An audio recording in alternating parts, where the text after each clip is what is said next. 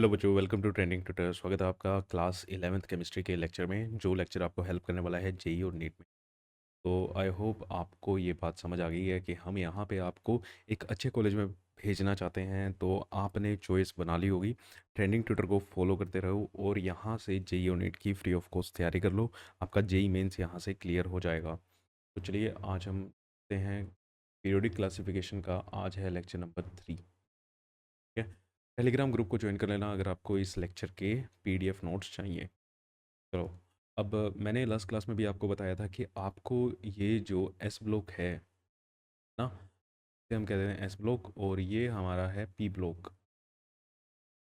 S block और P block ये आपको ग्रुप वाइज याद करना है। तो बेटा, और ये याद करना है क्योंकि अगर आपको पोजीशन पता है पीरियोडिक टेबल में एलिमेंट की, तो ही आप क्वेश्चंस लगा सकते हो। जैसे ये लो, क्या आपका 2025 का क्वेश्चन है, the element that does not belong to the same period of the remaining element. ठीक है। कौन सा एलिमेंट सेम पीरियड से बिलोंग नहीं करता है? ठीक है। Platinum, osmium, iridium. Platinum, osmium, iridium. ठीक है। प्लेटिनम, ओस्मियम, इरिडियम, ये चीज़ आपको दिख रही है। ओस्मियम, इरिडियम, प्लेटिनम, ये सारे के सारे 6 से हैं। ठीक है। जबकि पैलेडियम जो है पीडी, ये कौन से है? 5th से। तो अगर आपको पोजीशन नहीं पता है तो आप ये ऐसे ऐसे क्वेश्चंस अटेम्प्ट नहीं कर पाओगे। तो इसका सिंपल सा आंसर क्या है? पैलेडियम। ठीक है। बोला था ना, डी ब्लॉक को हमेशा ही किसकी तरह याद करना है? पीरियड्स में याद करना है। ठीक है। तो बहुत इजी। अब ये 2025 का ही क्वेश्चन है। ठीक है। 23 जनवरी 2025 मॉर्निंग शिफ्ट में क्वेश्चन आया हुआ है, तो आप इसको इग्नोर नहीं कर सकते हो। ठीक। और ये मैं आपके लिए अगेन 24 जनवरी 2025, ये मैं आपको होमवर्क में दे देता हूँ। स्टेटमेंट्स हैं पीरियोडिक टेबल से रिलेटेड, और ध्यान रखना कैपिटल्स में लिखा हुआ है, नोट ट्रू बतानी है। क्या बतानी है? Note true. अगर आपने मेरे पिछले लेक्चर्स देख रखे हैं तो आप इस क्वेश्चन को बड़े आसानी से कर सकते हो। चलो जी, आज हम पढ़ने जा रहे हैं स्क्रीनिंग इफेक्ट, या इसी को बोलते हैं हम शील्डिंग इफेक्ट। ये क्या बोला जाता है? शील्डिंग। अब ये शील्डिंग इफेक्ट होता क्या है? ठीक है। शील्डिंग इफेक्ट होता क्या है तो इसको समझना। जैसे फॉर एग्जांपल ये एटम है। ठीक है। ये शेल्स हैं। क्लियर है? ये हमारे एटम की कहीं ना कहीं पे शेल्स हैं। अब इसके अंदर न्यूक्लियस बना, पहले तो ये हमने यहाँ पे न्यूक्लियस बनाया। अब ये न्यूक्लियस के अराउंड इलेक्ट्रॉन्स क्या कर रहे हैं? रिवॉल्व कर रहे हैं। जी सर, इलेक्ट्रॉन्स क्या करेंगे? रिवॉल्व करेंगे। सर ये इलेक्ट्रॉन्स, मैंने एक इलेक्ट्रॉन ऐसे दिखा दिया। ठीक है, यहाँ पे है। ठीक है। एक इलेक्ट्रॉन यहाँ पे है, एक इलेक्ट्रॉन मेरा यहाँ पे है, अंदर वाली शेल पे भी है। ये क्या बैठे हुए हैं? इलेक्ट्रॉन। ये भी इलेक्ट्रॉन है, ये भी इलेक्ट्रॉन है। सपोज करो ऐसे चक्कर लगा रहे हैं। ठीक है। क्लियर? अब समझना शील्डिंग इफेक्ट कहता क्या है। न्यूक्लियस के ऊपर कैसा चार्ज है? सर न्यूक्लियस तो पॉजिटिव चार्ज होता है। ठीक है, बहुत बढ़िया जी, बिल्कुल पॉजिटिव चार्ज होता है ये। ठीक है। तो फिर अब पॉजिटिव चार्ज से सर करें क्या? ये क्या करेगा? पॉजिटिव चार्ज होने के कारण ये इन इलेक्ट्रॉन्स को अपनी तरफ अट्रैक्ट करेगा। ठीक है। इन इलेक्ट्रॉन्स को अपनी तरफ अट्रैक्ट करेगा कौन? न्यूक्लियस। ठीक है। न्यूक्लियस इलेक्ट्रॉन्स को अपनी तरफ खींचेगा। हाँ जी सर, पॉजिटिव और नेगेटिव एक दूसरे को क्या करेंगे? अट्रैक्ट करेंगे। बट यहाँ पे, ठीक है, हमारे पास ये वाला इलेक्ट्रॉन इस इलेक्ट्रॉन को रिपेल भी तो करेगा। यहाँ पे एक रिपल्शन फोर्स भी तो क्रिएट होगी। ठीक है। अब जैसे एक इलेक्ट्रॉन मैं यहाँ पे बना लेता हूँ, उस पे अंदर वाले इलेक्ट्रॉन के कारण तो रिपल्शन है, अंदर वाले इलेक्ट्रॉन के कारण तो रिपल्शन है। लेकिन न्यूक्लियस के कारण क्या है, अट्रैक्शन भी है। न्यूक्लियस के कारण क्या है, अट्रैक्शन भी है। तो शील्डिंग इफेक्ट क्या होता है अब, ये जो रिपल्शन आ रही है, ये क्या है, रिपल्शन। ठीक है, जो अंदर वाले इलेक्ट्रॉन बाहर वाले इलेक्ट्रॉन्स को क्या कर रहे हैं, रिपेल कर रहे हैं, इस चीज़ को हम कहते हैं स्क्रीनिंग इफेक्ट या शील्डिंग इफेक्ट। यहाँ पे एक शील्ड क्रिएट कर दी इन बाहर वाले इलेक्ट्रॉन्स के लिए, न्यूक्लियस तक इन्होंने अंदर क्या कर दी, ये जो अंदर वाली ऑर्बिट है ये मान लो ये शील्ड की तरह काम कर रही है। ये इस इलेक्ट्रॉन को, बाहर वाले इलेक्ट्रॉन्स को अंदर नहीं अट्रैक्ट होने दे रही। ठीक है, क्लियर है। तो इसको हम कैसे लिखें, repulsion of outer most electron,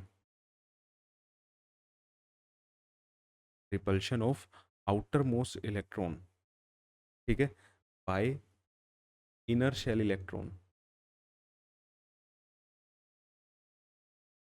by inner shell electron is called shielding effect,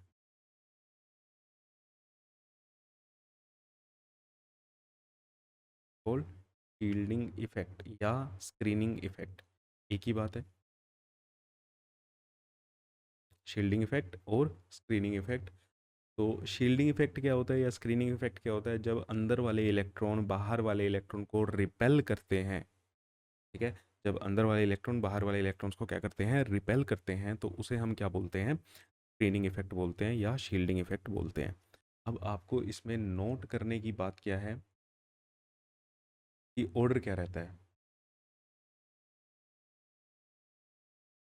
ठीक है, ऑर्डर क्या रहता है, अगर हम देखें ऑर्डर ऑफ शील्डिंग इफेक्ट देता हूँ मैं, ऑर्डर ऑफ स्क्रीनिंग शील्डिंग, कभी ध्यान रखना एक ही बात है, कभी कुछ बोल देता हूँ कभी कुछ बोल देता हूँ। तो एस का सबसे ज़्यादा होता है, फिर पी, फिर डी और फिर एफ। और इसका रीज़न, ये चीज़ आपको बहुत ज़्यादा काम आने वाली है। ठीक है, बहुत ज़्यादा काम आने वाली। एस का स्क्रीनिंग इफेक्ट सबसे ज़्यादा होता है, एफ का स्क्रीनिंग इफेक्ट सबसे कम होता है। एस का स्क्रीनिंग इफेक्ट सबसे ज़्यादा होता है और एफ का स्क्रीनिंग इफेक्ट सबसे कम होता है। इसका मतलब क्या है सर, इसका मतलब है अगर जो इलेक्ट्रॉन एस सबशेल के अंदर बैठे हुए हैं वो सबसे ज़्यादा रिपेल करते हैं, जो इलेक्ट्रॉन्स एफ सबशेल के अंदर बैठे हुए हैं वो सबसे कम रिपेल करते हैं, वो इतना ज़्यादा रिपेल करेंगे ही नहीं। ठीक है, वो इतना ज़्यादा रिपेल करेंगे ही नहीं।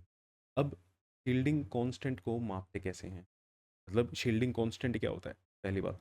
अब शील्डिंग इफेक्ट हो रहा है ना, कि रिपल्शन हो रही है, कितनी रिपल्शन हो रही है। ठीक है, कितनी रिपल्शन हो रही है उसे हम किससे मेजर करते हैं, शील्डिंग कांस्टेंट से। उसे हम किससे मेजर करते हैं, शील्डिंग कांस्टेंट से।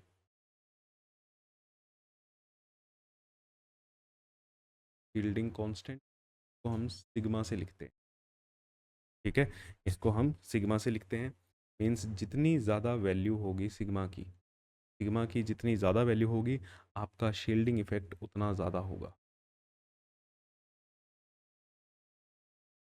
शील्डिंग इफेक्ट उतना ही ज़्यादा होगा। अब बात करते हैं कि इसको मेजर कैसे करना है।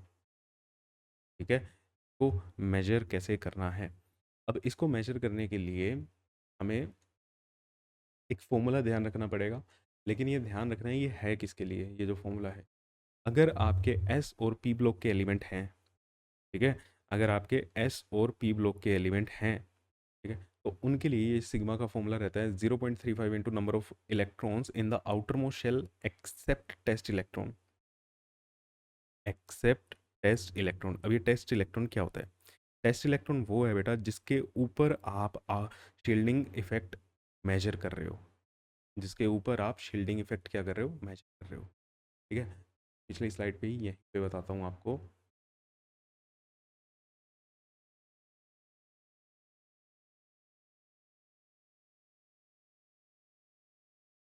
ठीक है, तो ये चीज़ अगेन फिर से हम क्या करते हैं, अपना न्यूक्लियस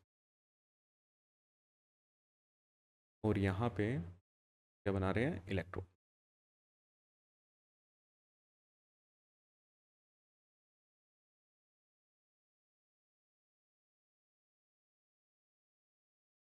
ठीक, मान लो आउटर मोस्ट में हमने कितने इलेक्ट्रॉन बनाए, 3 इलेक्ट्रॉन बनाए, ये इलेक्ट्रॉन, ये और एक ये, 4 इलेक्ट्रॉन हमने बना दिए।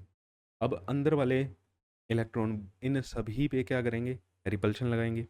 मैं मेजर करना चाहता हूँ कि इस पे कितनी रिपल्शन लग रही है। ठीक है, इस पे कितनी रिपल्शन लग रही है, मैं ये चीज़ मेजर करना चाहता हूँ। क्लियर। अब इसको मैं क्या बोलूँगा, टेस्ट इलेक्ट्रॉन। ये मेरा क्या हो जाएगा, टेस्ट इलेक्ट्रॉन।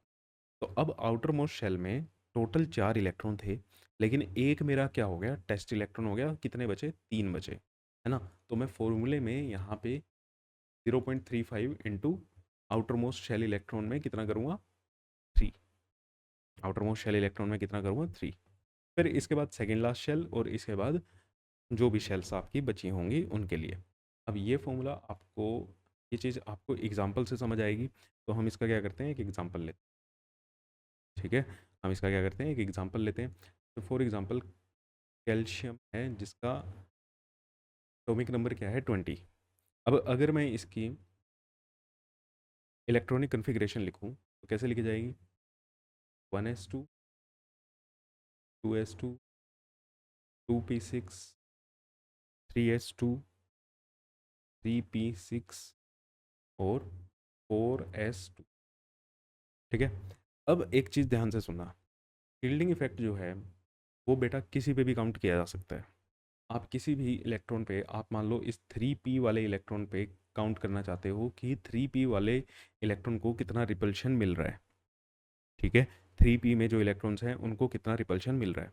बट जर्नली, ठीक है, जर्नली अगर आपको कुछ नहीं बोला गया है तो आप किस पे काउंट करते हो, हमेशा आउटर मोस्ट शेल इलेक्ट्रॉन पे काउंट किया जाता है शील्डिंग इफेक्ट। ठीक है, हमेशा आउटर मोस्ट शेल इलेक्ट्रॉन पे काउंट किया जाता है। अब आउटर मोस्ट शेल कौन सी है, सर एन की वैल्यू 4 है, तो आउटर मोस्ट शेल कौन सी है, फोर्थ शेल है। अब फोर्थ शेल में कौन सी सब शेल में इलेक्ट्रॉन है, एस सब शेल में है। एस सब शेल में कितने इलेक्ट्रॉन्स हैं सर, 2 हैं। ठीक है, फोर्थ शेल में हमारे पास टोटल इलेक्ट्रॉन कितने हैं, 2 हैं।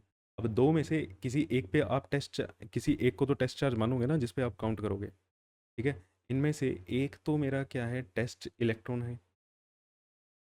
एक तो क्या है, टेस्ट इलेक्ट्रॉन है। ठीक है, तो अगर मैं सिग्मा की वैल्यू डालूं, सिग्मा का फॉर्मूला क्या था, 0.35 into number of electron in outer most shell except test electron. Outer most shell मेरी फोर्थ शेल है। अब इस फोर्थ शेल में 2 इलेक्ट्रॉन्स हैं, दो में से एक टेस्ट इलेक्ट्रॉन हो गया, तो यहाँ पे क्या आएगा, 1। बाकी टेस्ट इलेक्ट्रॉन को छोड़ के जितने बचे, तो 0.35 इंटू 1 प्लस फॉर्मूला क्या है, 0.85 into number of electron in second last shell. अब अगर फोर्थ मेरी लास्ट शेल है, तो सेकेंड लास्ट शेल कौन सी होगी, थर्ड। थर्ड में कितने इलेक्ट्रॉन्स हैं, 8।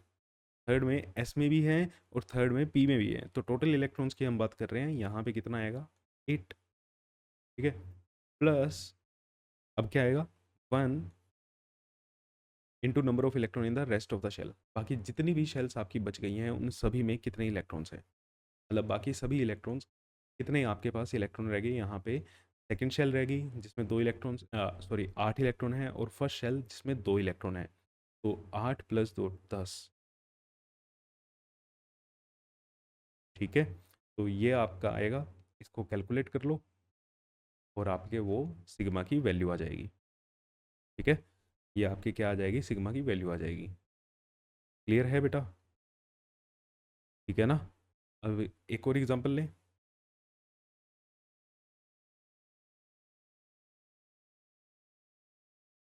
Example 1, example 2। एग्जांपल 2 हम ले लेते हैं chlorine, 7 electrons, 1s2, 2s2, 2p6, 3s2, 3p5। ठीक है, तो 8, 10, 5, 17, ये इलेक्ट्रॉनिक कन्फिग्रेशन हमारी कंप्लीट होगी। आउटर मोस्ट शेल की बात करो, कित कौन सी है? थर्ड। थर्ड में इलेक्ट्रॉन कितने हैं सर? थर्ड में सर इलेक्ट्रॉन है 7। 7 में से एक क्या होगा? Test electron. एक क्या होगा? टेस्ट इलेक्ट्रॉन होगा, जिस पे मैं शील्डिंग इफेक्ट काउंट कर रहा हूँ। ठीक है, तो फॉर्मूला क्या लगाएंगे? 0.35 into number of electrons in the last shell except test electron. Test electron को छोड़ के लास्ट शेल में कितने इलेक्ट्रॉन बचेंगे? लास्ट शेल में सर 7 इलेक्ट्रॉन्स थे। टेस्ट इलेक्ट्रॉन को छोड़ दें तो हमारे पास 6 बचेंगे। ठीक है, very good. 0.85 into second last sir, third shell last shell है, सेकेंड लास्ट शेल कौन सी होगी? सेकेंड होगी, है ना। सेकेंड में कितने इलेक्ट्रॉन्स हैं सर? 8 इलेक्ट्रॉन्स हैं। Very good. प्लस 1 इंटू बाकी जितने भी इलेक्ट्रॉन बचे, हमारे पास 2 इलेक्ट्रॉन और बचे सर। 2 इलेक्ट्रॉन और हो गए, तो इसको कैलकुलेट करो, अपना आंसर रिपोर्ट करो। ठीक है, तो ऐसे हम क्या काउंट कर सकते हैं? शील्डिंग कांस्टेंट काउंट कर सकते हैं, कैलकुलेट कर सकते हैं। लेकिन ये जो चीज़ थी, ये किसके लिए वैलिड थी? ये चीज़ किसके लिए वैलिड थी? वेरी गुड, ये चीज़ वैलिड थी आपकी सिर्फ और सिर्फ एस और पी ऑर्बिटल के। सर डी और एफ ऑर्बिटल के लिए, है ना, डी और एफ ऑर्बिटल के लिए क्या रहेगा? के लिए अलग से हमारे पास होता है। ठीक है, उसके लिए अलग से चीज़ें होती हैं। अब अलग से चीज़ें क्या होती हैं? ठीक है, अलग से क्या होता है, मैं आपको एग्जांपल लेके सीधा समझाना चाह रहा हूँ कि यहाँ पे क्या होता है, हम इलेक्ट्रॉनिक कन्फिग्रेशन को थोड़ा सा अलग तरीके से लिखते हैं। ठीक है, जैसे फॉर एग्जांपल हम मैंगनीज की बात, का एटॉमिक नंबर कितना है? 26। 26 की अगर मैं कन्फिग्रेशन लिखता हूँ तो कैसे लिखी जाएगी? 1s2, 2s2, 2p6, 3s2, 3p6, 4s2 और 3d6। ठीक है जी, ऐसे ही लिखी जाएगी। चलो, आई होप आपने भी लिख ली है। Very good. अब यहाँ पे हमें क्या करना है, सुनो भी और इसको अपने वर्ड्स में चाहे लिख भी लेना। ठीक है, अगर हमारे एस और पी सबशेल प्रेजेंट होते हैं, एस और पी सबशेल को हम एक ब्रैकेट में लिखते हैं। ठीक है, जिस भी शेल के अंदर एस और पी सबशेल हैं उन्हें हम एक ब्रैकेट में लिखते हैं, डी को एक ब्रैकेट में लिखा जाता है। ठीक है, डी को एक ब्रैकेट में लिखा जाएगा। जैसे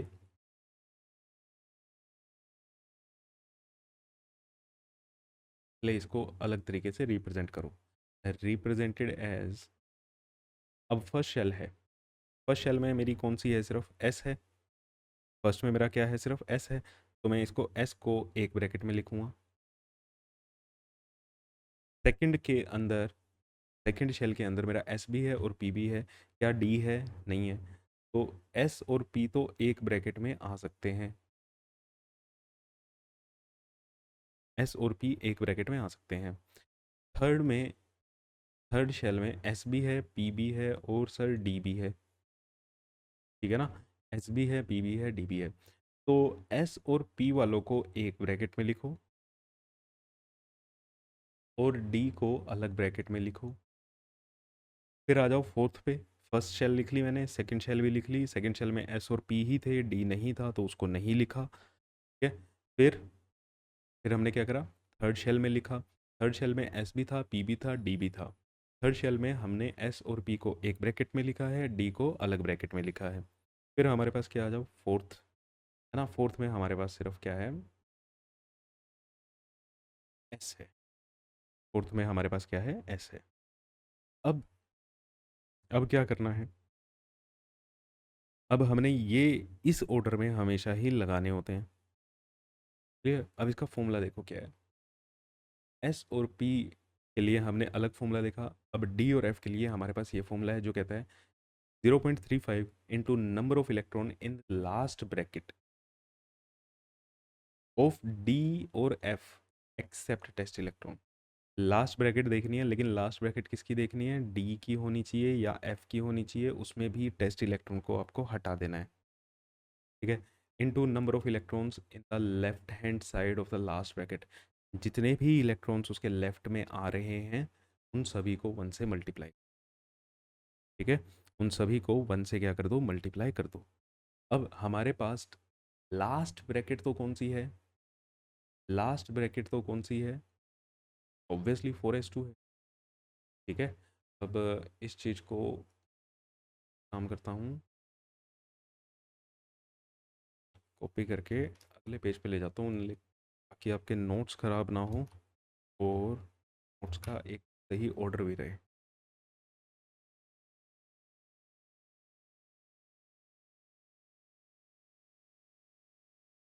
तो लास्ट ब्रैकेट हमारी 4s है, लेकिन हमें कौन सी देखनी है, डी वाली।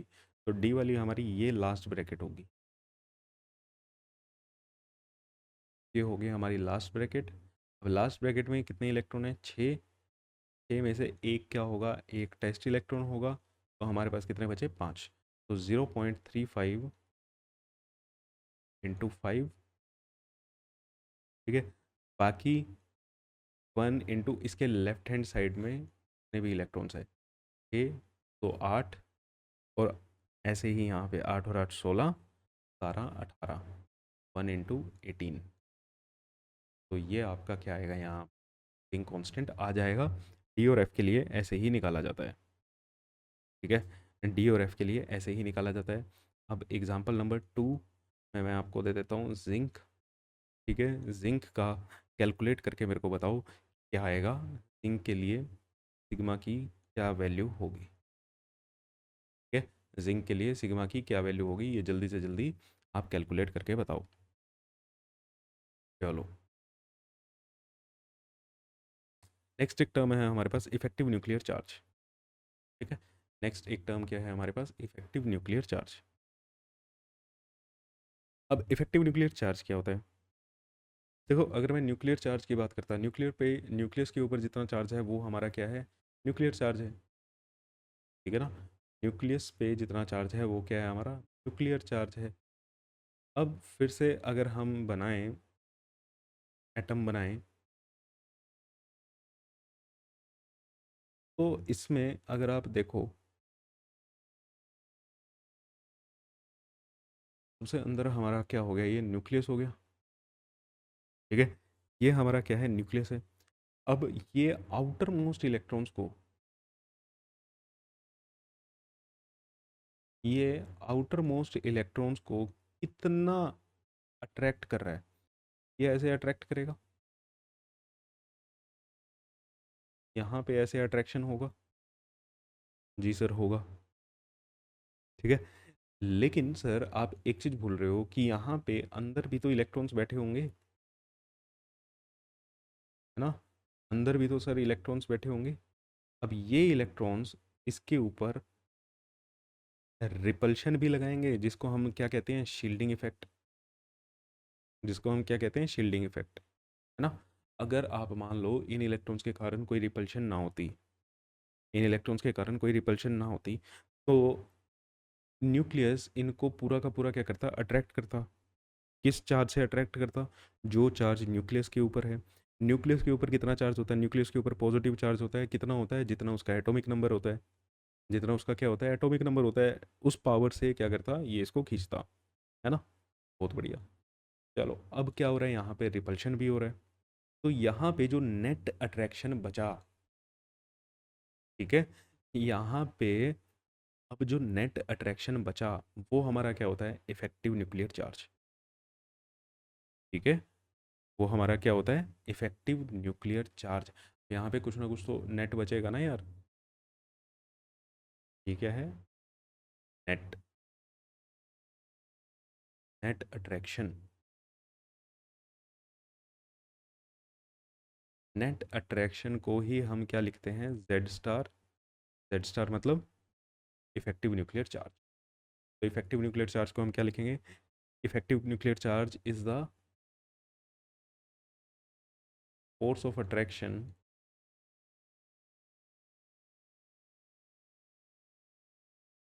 Force of attraction between nucleus and outer most shell electron.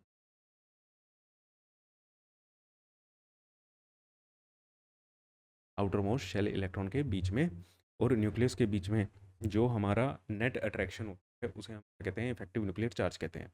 अब इसको कैसे निकालोगे, जेड स्टार को कैसे निकालते हैं? अगर भैया ये रिपल्शन ना होती तो एटम अपने पूरे एटॉमिक नंबर से ही क्या करता, ट्रैक्ट करता।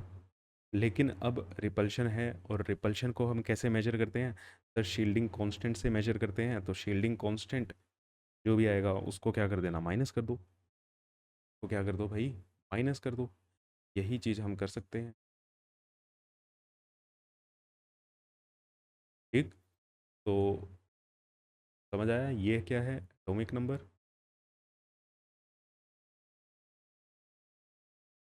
ये क्या है शील्डिंग कांस्टेंट।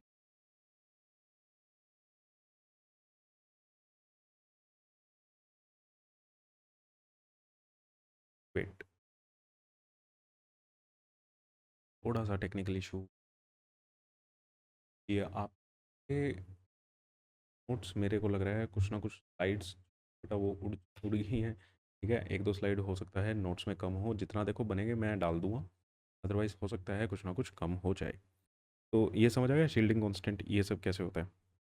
ठीक है, अब हम इनकी वेरिएशन देखते हैं कि इफेक्टिव न्यूक्लियर चार्ज कैसे वेरी करता है पीरियड में या ग्रुप में। ठीक, हेडिंग क्या डालोगे, variation of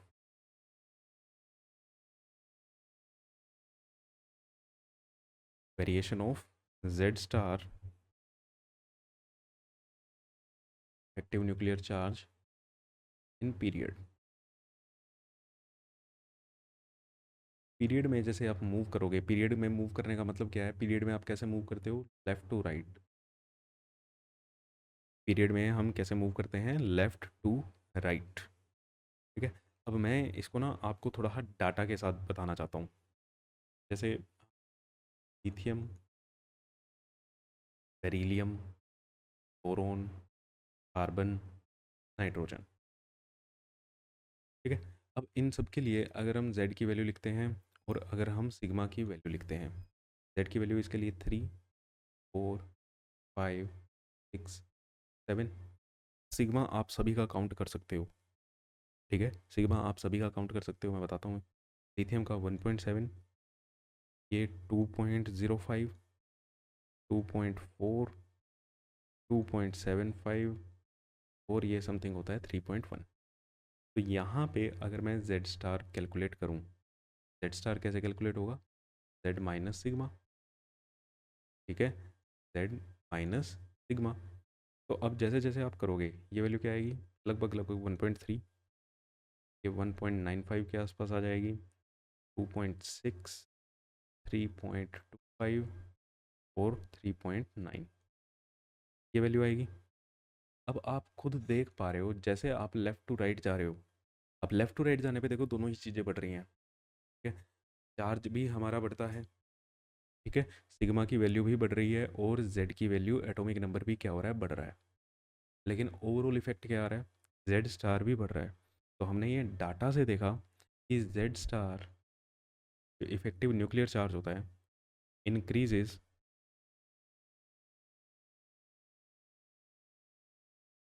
from left to right in a period.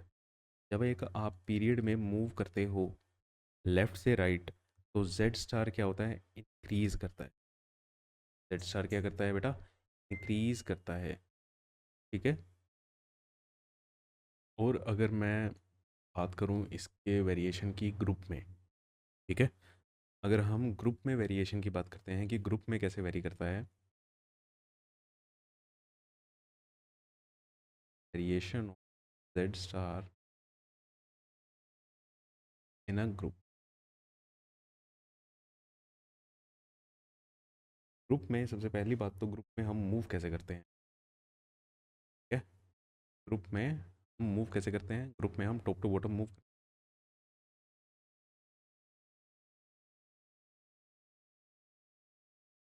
Group में हम टॉप टू बॉटम मूव करते हैं। और जब तुम टॉप टू बॉटम मूव करते हो, अब मैं अगेन तुम्हारे ऊपर डाटा छोड़ता हूँ। देखो एटॉमिक नंबर आपको ही पता है, ठीक है। मान लो फर्स्ट ग्रुप आप उठाओ, एटॉमिक नंबर आपको पता है, सिग्मा आप कैलकुलेट कर सकते हो। सिग्मा कैलकुलेट करोगे, आपकी अच्छी प्रैक्टिस भी हो जाएगी। जेड स्टार जो है, इफेक्टिव न्यूक्लियर चार्ज जो है, generally remain constant, generally remain constant, ठीक है, ऑन मूविंग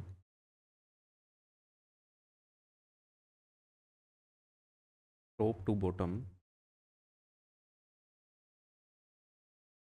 ग्रुप। अगर आप एक ग्रुप में मूव करते हो, ठीक है, टॉप टू बॉटम, तो आपका जेड स्टार क्या रहेगा, कांस्टेंट रहेगा। तो मतलब मेरे को नोट करने वाली बात क्या है, ठीक है। तो यहाँ पे जेड स्टार की समरी क्या है?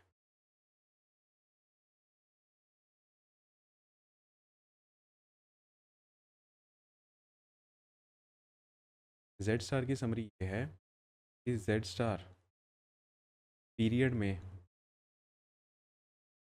लेफ्ट टू राइट अगर आप जा रहे हो, तो क्या करता है, जेड स्टार इंक्रीज करता है, इंक्रीजेस। अगर आप एक ग्रुप में, ठीक है, टॉप टू बॉटम जा रहे हो, तो जेड स्टार कांस्टेंट रहता है। ये आपके की टेक अवेज हैं, ये दो बातें, ठीक है, ध्यान रखनी है। क्लियर?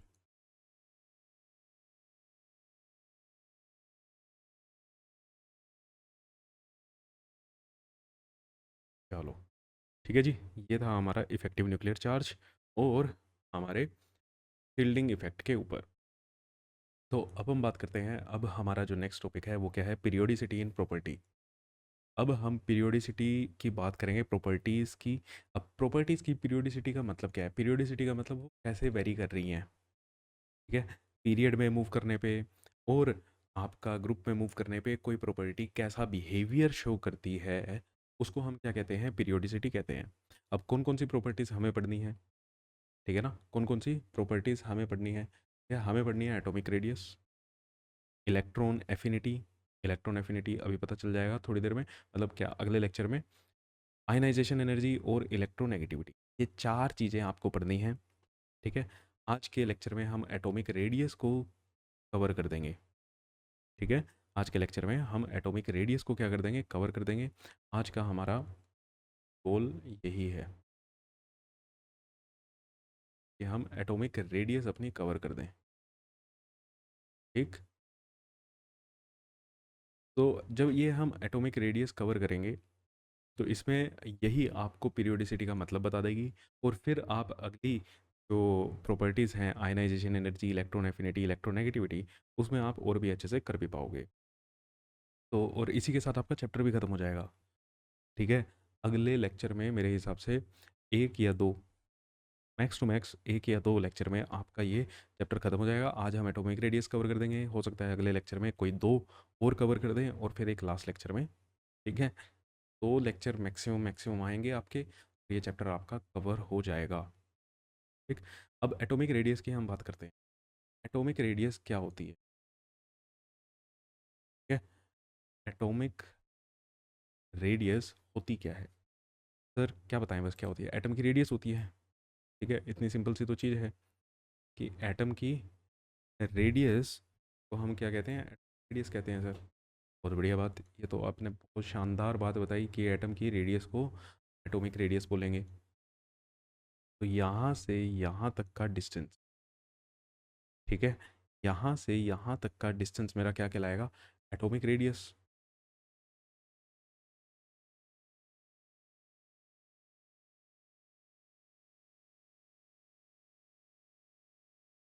अब इसके लिए, ठीक है, एटम को हमने स्फेरिकल माना है, सबको आपको पता है क्यों, ठीक। तो इसके लिए तो भैया आपको एटम आइसोलेटेड स्टेट में भी तो चाहिए, मतलब एटम की रेडियस निकालनी है ना, तो आपको भैया एटम चाहिए होगा, है, एटम चाहिए। अगर मैं कहता हूँ आप हाइड्रोजन का एटम ले आओ, हाइड्रोजन का एटम लेके आओ। सर हाइड्रोजन का एटम कोई बात नहीं, ले आते हैं। ये लो H, ये हमारे पास क्या है, हाइड्रोजन का एटम हो गया। जी हाँ, हो गया। क्या ये नेचर में ऐसे मिलता है? क्या ये नेचर में ऐसे मिलता है, पहली बात ये बताओ। नहीं सर, नेचर में तो हमने पढ़ा है कि H2 की फॉर्म में मिलता है ना? तो बिल्कुल सही पढ़ा है आपने, H2 की फॉर्म में ही मिलता है। तो मतलब यहाँ पे आप H2 में से H कैसे अलग करोगे? पहली बात तो आपको आइसोलेटेड एटम मिलता ही नहीं है। एटॉमिक रेडियस कैलकुलेट करने के लिए यू नीड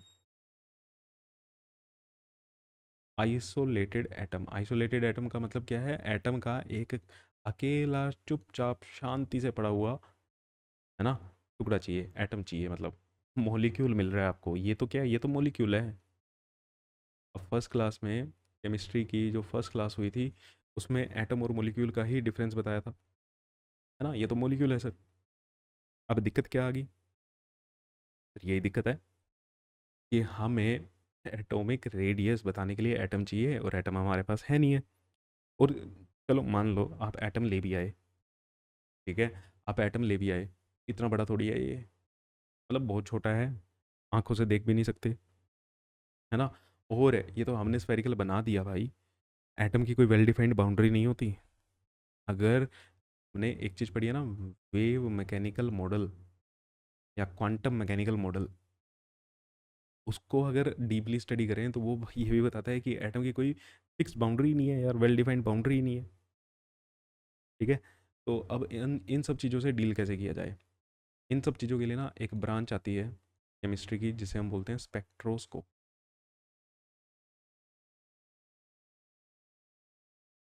जो क्या होती है? स्पेक्ट्रोस्कोपी। अब स्पेक्ट्रोस्कोपी क्या होती है, क्या नहीं होती, पढ़ना है नहीं पढ़ना, बिल्कुल नहीं पढ़ना, ठीक है? कॉलेज में जाओगे तब भी नहीं पढ़ोगे, मतलब मास्टर्स में जाके कहीं ना कहीं आपको पढ़ने को मिलेगी ये। ठीक है, तो अब भी चुपचाप सिर्फ एक वर्ड सुन लिया, ठीक है, कहीं पे आ जाए MCQ लगा देना, नहीं तो चुपचाप बैठे रहो, इसके बारे में आपको कुछ जानने की ज़रूरत नहीं है। बात यह है कि एटम की रेडियस आपको निकालनी है, किसी चीज़ की रेडियस निकालने के लिए वो दिखना भी चाहिए। पहली बात तो हमें दिखता ही नहीं है, दिख भी गया इतना छोटा है, निकाल नहीं पाओगे, तो इसके लिए एक स्पेशल ब्रांच होती है, उस ब्रांच का नाम क्या है? स्पेक्ट्रोस्कोपी। ठीक है, स्पेक्ट्रोस्कोपी। अब दूसरी दिक्कत क्या आई थी कि भैया आइसोलेटेड एटम मिलता नहीं है। ठीक है, आइसोलेटेड एटम मिलता नहीं है, तो हम कैसे निकालें? फिर सर ये एटॉमिक रेडियस निकलेगी कैसे? अब एटम तो होता है, हमने पढ़ा हुआ है, ये बॉन्ड बना के बैठा होता है ना? कोवलेंट बॉन्ड बना के बैठा हुआ है, आयनिक बॉन्ड बना के बैठा हुआ है। ठीक है, ये दो बॉन्ड सर हम पढ़ के आए हैं, हमने चैप्टर नंबर 4 भी कर लिया है, आपका सिलेबस पीछे चल रहा है, पता नहीं मेरा सिलेबस बिल्कुल टाइम पे कवर हो जाएगा। ठीक है, और आपसे आपने पढ़ना है, मतलब अभी तक पढ़ा है, तो much much much better way में मेरा सिलेबस कवर हो जाएगा। ठीक है, कोवलेंट बॉन्ड, आयनिक बॉन्ड, और वैसे भी 10 ही चैप्टर हैं यार केमिस्ट्री के, तो केमिस्ट्री का तो बहुत जल्दी कवर होने वाला है सिलेबस। अगला चैप्टर मैं जल्दी से जल्दी वो करा दूंगा, केमिकल बॉन्डिंग, और उसके बाद मैं सीधा ऑर्गेनिक स्टार्ट करूँगा। फिजिकल केमिस्ट्री हम धीरे धीरे ख़त्म कर देंगे। ठीक है, इसके बाद आपकी ऑर्गेनिक स्टार्ट कर दूंगा मैं, और जो फिजिकल केमिस्ट्री के लेक्चर्स आएंगे वो धीरे धीरे साइड बाय साइड आते रहेंगे। तो कोवलेंट बॉन्ड, आयनिक बॉन्ड हमने पढ़ा है, एक और होता है बेटा। ठीक है, दो तरीके से और बैठा होता है। एक होता है मेटेलिक रेडियस। तब यहाँ पे बॉन्ड नहीं लिखना मैंने, आपको पता है कि कोवलेंट बॉन्ड बना के बैठा है, तो कोवलेंट बॉन्ड बना के बैठा है, उसमें जो रेडियस काउंट होगी वो क्या होगी? कोवलेंट रेडियस होगी। आयनिक बॉन्ड में जो हम काउंट करेंगे वो आयनिक रेडियस करेंगे। ऐसे ही एक होती है metallic radius, METALLIC, metallic radius. अब ये मेटेलिक बॉन्ड से बनी होगी तो मेटेलिक रेडियस, सर हमने तो सुना ही नहीं कभी मेटेलिक बॉन्ड के बारे में, है ना?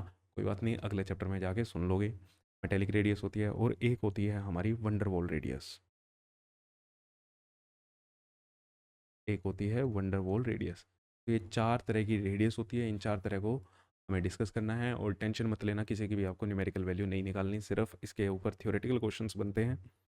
ठीक है, आपको पता होना चाहिए कैसे निकाली जाती है। तो चलो सबसे पहले हम बात करते हैं कोवेलेंट रेडियस की।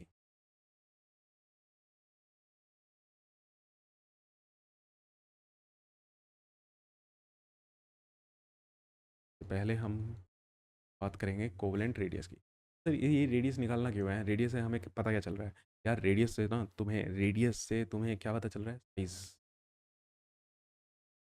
रेडियस से तुम्हें क्या पता चल रहा है? साइज के बारे में पता चल रहा है कि रेडियस ज़्यादा, उसकी वॉल्यूम ज़्यादा, उसका साइज ज़्यादा। ठीक है ना? क्लियर है?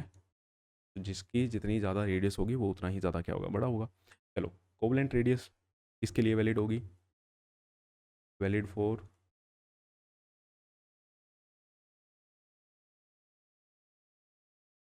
Covalently bonded atoms. जिन एटम्स ने कोवेलेंट बॉन्ड बना के बैठे हुए हैं उन्हीं के लिए क्या डिफाइंड है? Covalent radius. अब कोवेलेंट रेडियस क्या होती है? जैसे फॉर एग्जांपल H2 है। H2 में हाइड्रोजन और दूसरे हाइड्रोजन के बीच में क्या है सर? ये कोवेलेंट बॉन्ड है ना? कोवेलेंट बॉन्ड है, सिग्मा बॉन्ड है सर, हमें सब पता है ये चीज़। बहुत बढ़िया। अब देखो, एक हाइड्रोजन एटम, दूसरा हाइड्रोजन एटम। अब जब इनके बीच में क्या बनानी है? कोवेलेंट रेडियस बनानी है। तो क्या करते हैं? ये ऐसे। ठीक है, अब ये क्या बना दिया सर आपने? ये कुछ नहीं, हाइड्रोजन हाइड्रोजन बनाया। ये हाइड्रोजन, एक हाइड्रोजन, ये दूसरा हाइड्रोजन, इनके बीच में ये न्यूक्लियस, ये न्यूक्लियस। अब जब ये बॉन्ड बनाएंगे, बॉन्ड कौन सा बनता है? हाँ, कहाँ बन रहा है बॉन्ड? ये। इनमें क्या बनता है? न्यूक्लियस न्यूक्लियस के बीच में क्या होगी? अट्रैक्शन होगी। यही तुम्हारा क्या होता है? कोवलेंट बॉन्ड होता है। और इस रेडियस को, मतलब ये क्या है? Bond length. इस डिस्टेंस को हम क्या कहते हैं? Bond length.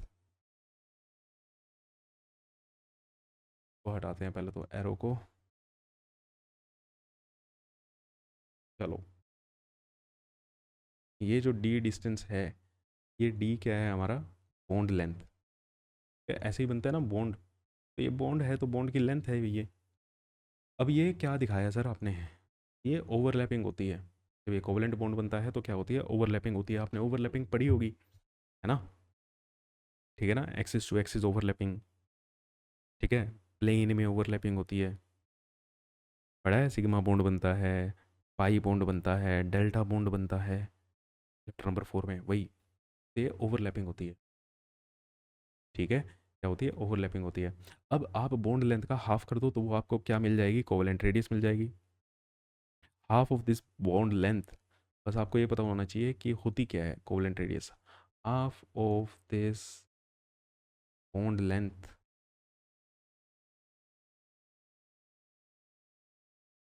Is the covalent radius.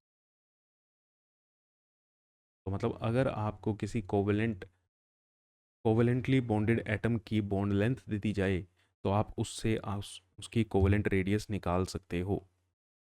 ठीक है, उससे क्या निकाल सकते हो? कोवेलेंट रेडियस निकाल सकते हो। सर ये तो बात थी कि हाइड्रोजन जो है ना, वो होमोडायाटोमिक है। क्या वर्ड बोल दिया ये? होमो डायाटोमिक। ठीक है, अब होमो डायाटोमिक, डायाटोमिक का तो मतलब आपको पता है। ठीक है, डायाटोमिक मतलब इसमें दो एटम्स हैं। ठीक है, होमो का मतलब सेम है और दोनों ही तो हाइड्रोजन है, इसीलिए इसको हम क्या बोलते हैं? होमो डायाटोमिक बोल देते हैं। बट अगर सर अलग हुए तो हेट्रोडायाटोमिक हुए। जैसे for example HCl। Sir HCl में भी तो कोवेलेंट बॉन्ड होता है। ठीक है, ये भी तो हमारा कोवेलेंट बॉन्ड है और ये भी डायाटोमिक है।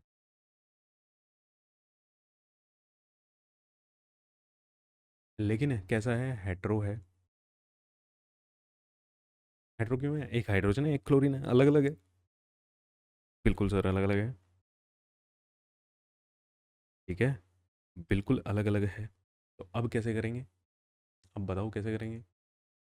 चलो भाई, अब बताते हैं आपको कैसे करेंगे। ले, बना ले फिर। ये बना लिया। ठीक है, और एक हम ये बना दी। ठीक, तो अलग अलग साइज को इधर ले लेते हैं और वो ऐसे ले लेते। ठीक लग रहा है? बिल्कुल ठीक लग रहा है। ये है क्या? एक ये हाइड्रोजन हो गया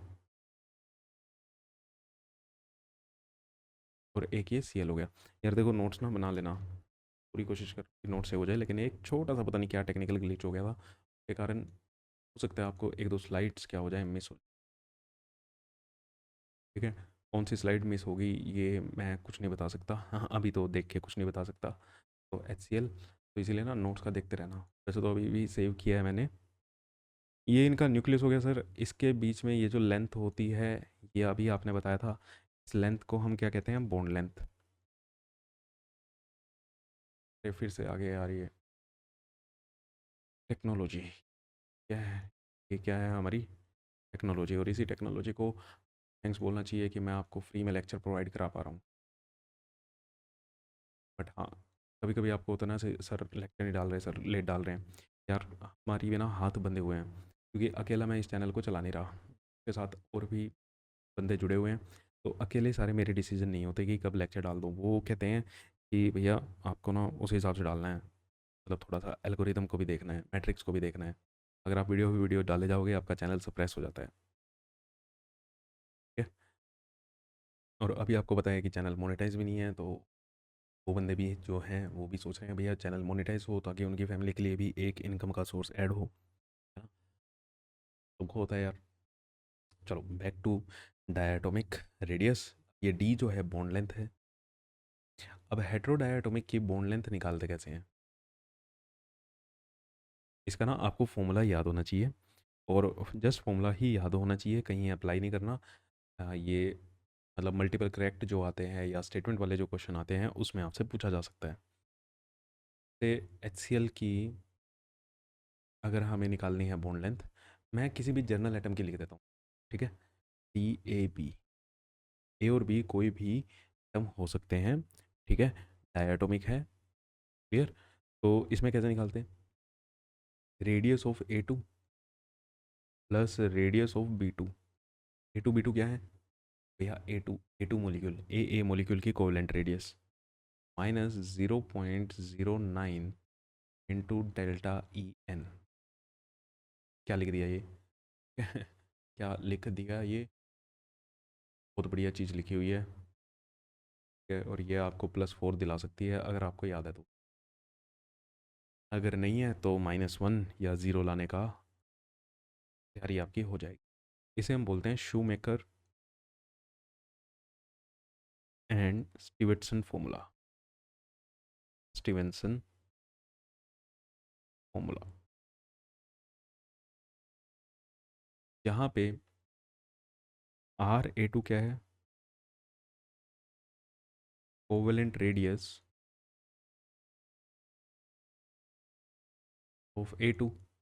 कोवेलेंट रेडियस ऑफ A2 का मतलब जो ये निकाली थी हमने। ठीक है, कोवेलेंट रेडियस कैसे, कि अगर H2, ठीक है, होमोडायटोमिक का अगर आपको बॉन्ड लेंथ पता है उसका हाफ करके आप क्या निकाल सकते हो, रेडियस निकाल सकते हो, covalent radius B2, covalent radius of B2, delta EN 0.09, तो पता ही है डेल्टा EN क्या है, difference in electronegativity, difference in electronegativity. ठीक है, तो किस किस ने ये फॉर्मूला पढ़ा हुआ है जल्दी से जल्दी कमेंट करो। ठीक है, जिसने नहीं पढ़ा हुआ तो भैया अब पढ़ के याद कर लेना। तो इलेक्ट्रोनेगेटिविटी क्या होती है, अभी मैं यहाँ पे आपको कुछ नहीं बता रहा हूँ, क्योंकि इलेक्ट्रोनेगेटिविटी आपने जैसे देखा ही होगा, है ना, कि हमारा अलग से पूरा का पूरा एक टॉपिक रहेगा इलेक्ट्रोनेगेटिविटी के ऊपर, और इलेक्ट्रोनेगेटिविटी बहुत शानदार चीज़ है। ठीक है, तो हम वहाँ पे डिस्कस करेंगे, जब वहाँ पे पता चल जाएगा तो इस फॉर्मूले में डाल के, ठीक है, पॉजिटिव वैल्यू ही रखनी है, फॉर्मूले में डाल के आंसर निकाल सकते हो। अब यहाँ से तो क्या आएगी, DAB आएगी, यहाँ से है तो DAB आएगी, ये होगी, उसको हाफ करोगे तब जाके रेडियस आएगी। ये होता है कोवेलेंट रेडियस, ये होती है कोवेलेंट रेडियस ऑफ हेट्रोडायटोमिक।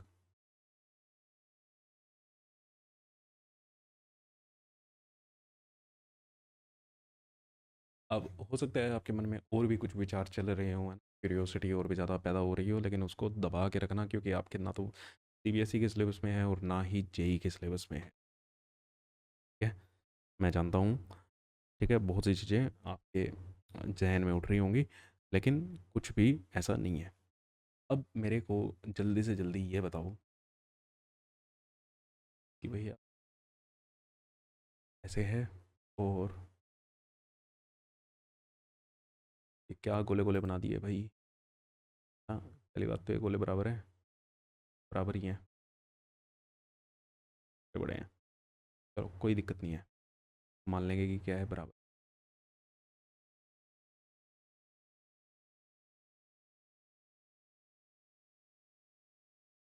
अब ये हमारा, अगर ये एक एटम है तो ये एटम की रेडियस होती है। ठीक है, इसे हम क्या कहते हैं, एटॉमिक रेडियस।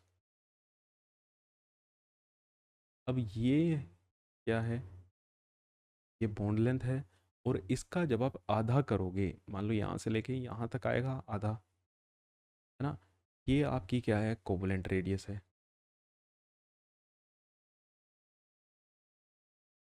कौन सी बड़ी दिखाई दे रही है भैया, एक तो एटम था यार, ठीक है, सेंटर से लेके उसके सरकमफ्रेंस तक का डिस्टेंस, वो आपकी एटॉमिक रेडियस थी।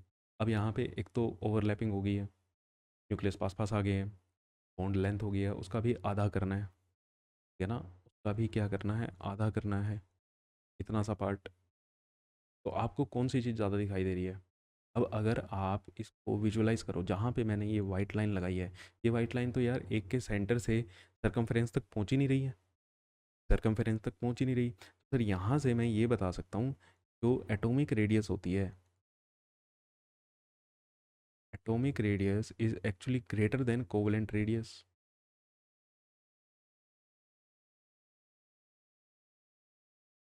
Atomic radius is actually greater than, greater than, very good, covalent radius. ठीक है, क्लियर, चलो बहुत बढ़िया। अब नेक्स्ट क्या है हमारी, मेटेलिक रेडियस। ये सारे की पॉइंट्स हैं जो आपको यहाँ से लेके जाने हैं। एक घंटे से लेक्चर देख रहे हो, इंटरेस्टिंग चीज़ आप पढ़ रहे हो, बिलीव नहीं करोगे। अब मेटेलिक रेडियस क्या होती है, जिनके बीच में मेटेलिक बॉन्ड बना होता है उन्हें हम क्या कहते हैं, मेटेलिक रेडियस कहते हैं। ठीक है, उन्हें हम क्या कहते हैं, मेटेलिक रेडियस कहते हैं। ये सिर्फ और सिर्फ मेटल्स के लिए एप्लीकेबल है, एप्लीकेबल्स फॉर मेटल्स। ठीक है, नाम से ही पता चल रहा है भैया, मेटल्स की बात हो रही है। अब जब ये मेटल बॉन्ड बनाएंगे, ठीक है, ये कॉपी कर लेंगे, सेम साइज बन जाएगा।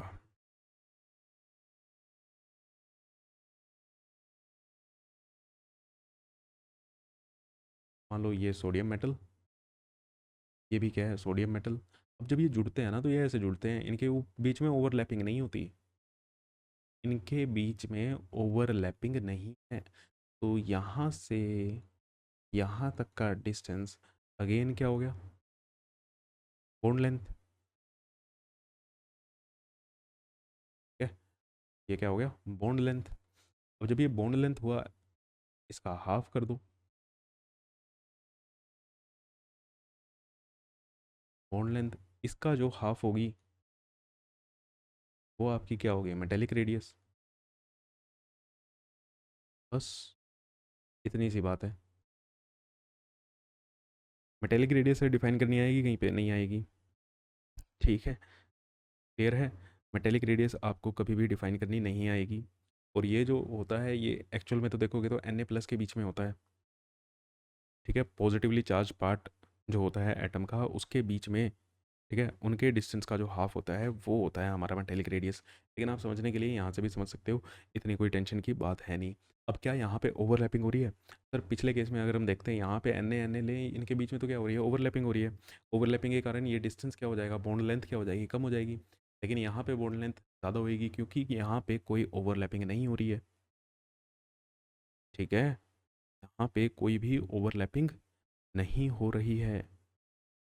Okay, clear.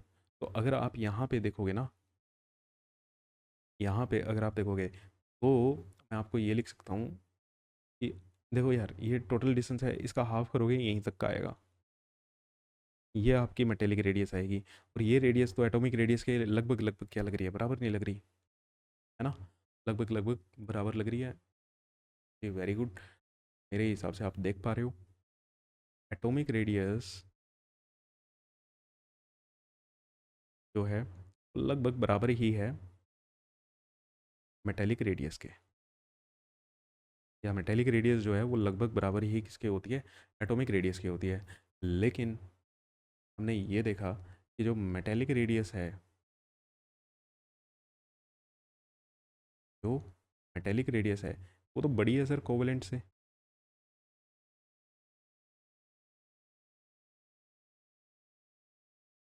कोवेलेंट रेडियस से मेटेलिक रेडियस क्या होती है, बड़ी होती है। वेरी गुड, ठीक है, बिल्कुल होती है।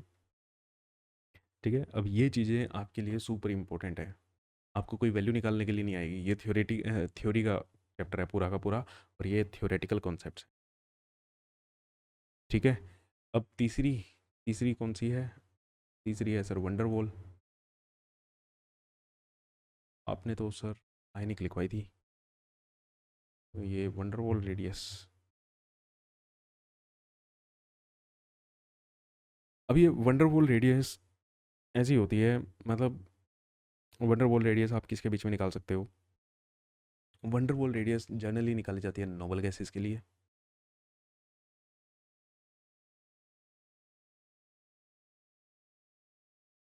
ठीक है, या बिटवीन मॉलिक्यूल्स,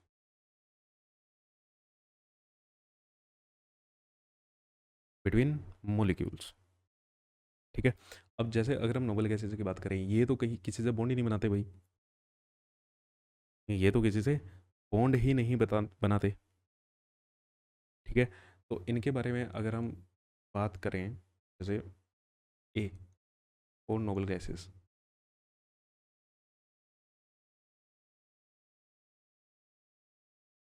हटाओ इसको, टेक्नोलॉजी देखो कुछ ज़्यादा परेशान कर रही है।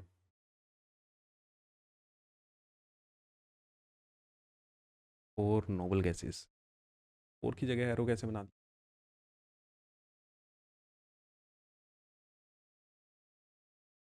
नोबल गैसेस का अगर आप देखोगे तो यहाँ से न्यूक्लियस से आउटर मोस्ट शेल तक के इलेक्ट्रॉन का जो डिस्टेंस होता है वही क्या हो जाती है, वंडरवॉल रेडियस हो जाती है।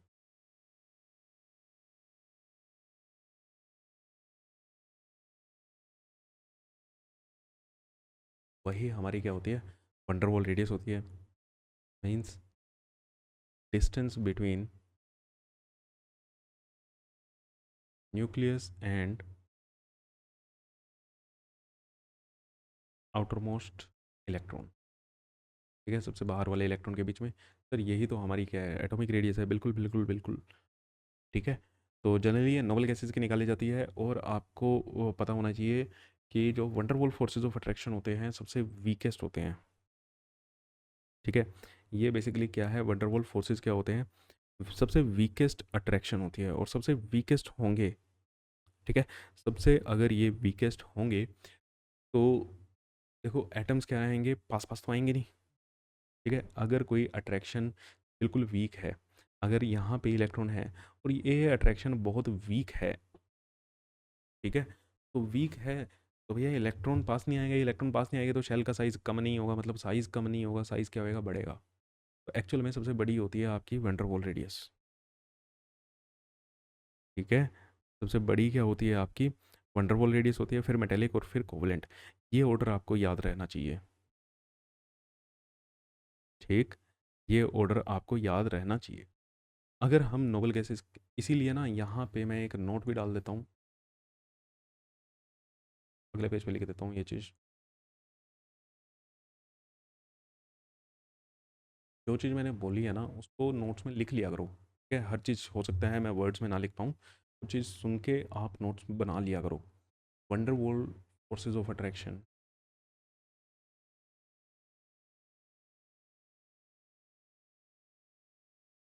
ये वीकेस्ट फोर्स है। ये क्या है, वीकेस्ट फोर्स है। इसके कारण जो वंडर वॉल रेडियस होगी,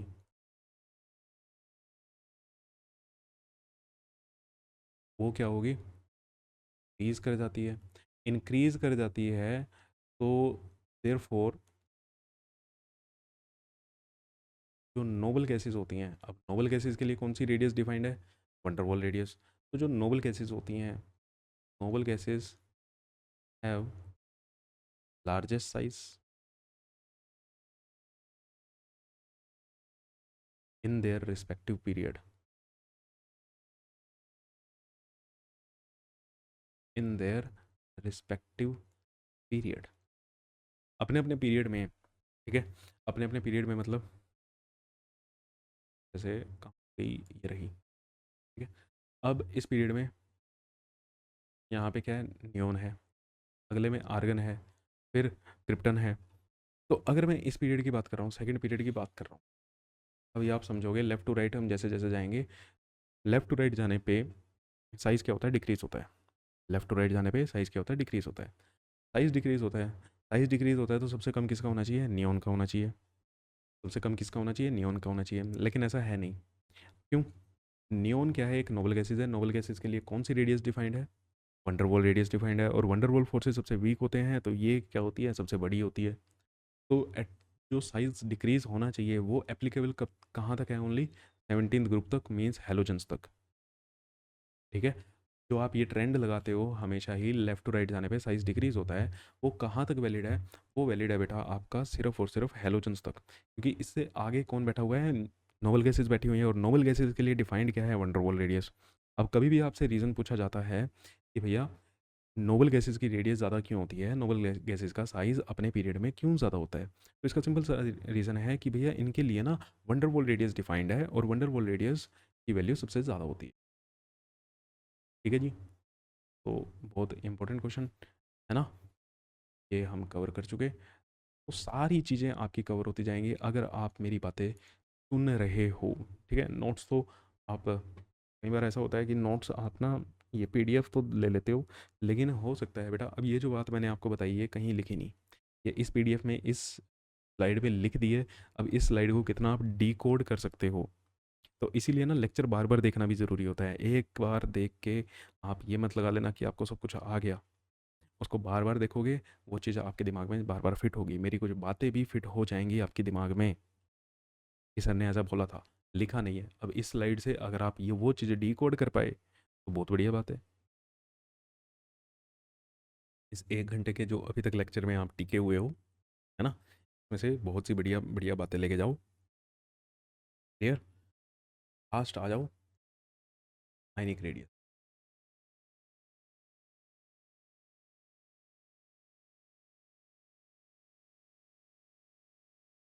लास्ट है हमारी आयनिक रेडियस। अब आयन की रेडियस, ठीक है, सबसे सिंपल है ये तो, आयन्स की रेडियस। अब यार आयन्स तो दो तरह के पढ़े हैं सर हमने, एक होता है कैटायन और एक होता है एनायन। तो कोई बात नहीं, कैटायन के लिए कैटायनिक रेडियस हो जाएगी, एनायन के लिए एनायनिक रेडियस हो जाएगी, ठीक है। कैटायन की अपनी रेडियस होगी, एनायन की अपनी रेडियस होगी।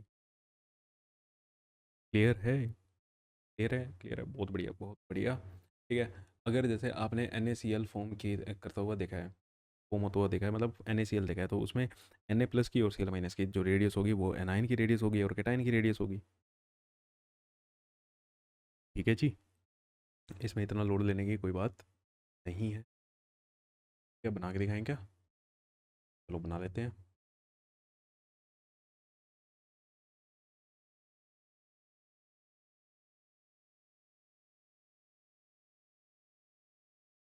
ये हो गया, चलो जी, ठीक है। क्या किया जाए,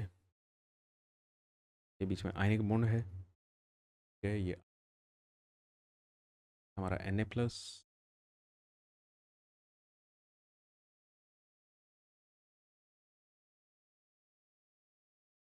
चलो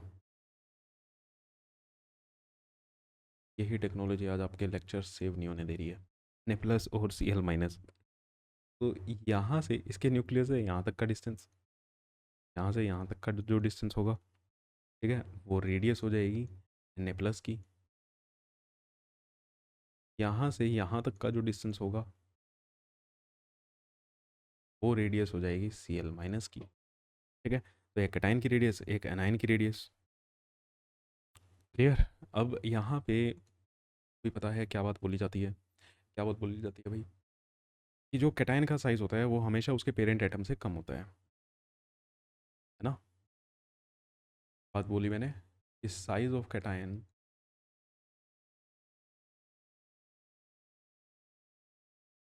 is always smaller than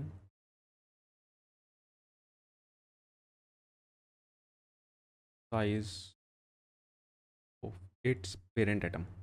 parent atom मतलब जिस एटम से, ठीक है, मम्मी पापा वाला एटम नहीं, जिस एटम से वो मिलके बना हुआ है, मतलब जिस एटम का वो कैटायन है।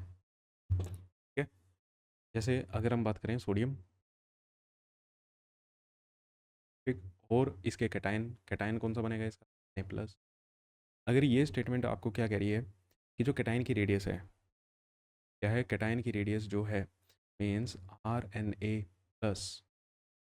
कैटायन की रेडियस कम होती है कि पेरेंट एटम की रेडियस से, मतलब radius of Na is greater than radius of Na+।